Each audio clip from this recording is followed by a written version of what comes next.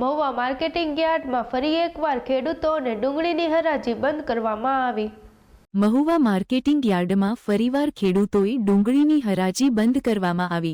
ખેડૂતોને પૂરતો ભાવ ન મળતા ખેડૂતોમાં રોષ ભરાયા અને હરાજી બંધ કરવામાં આવી। ડુંગળીના ભાવમાં 100 થી 150 રૂપિયાનો ઘટાડો થયો।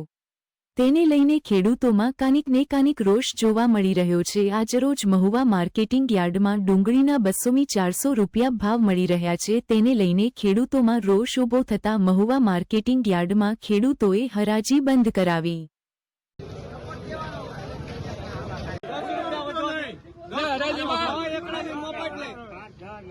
ડિમાન્ડ હોય ના હોય 10 રૂપિયાથી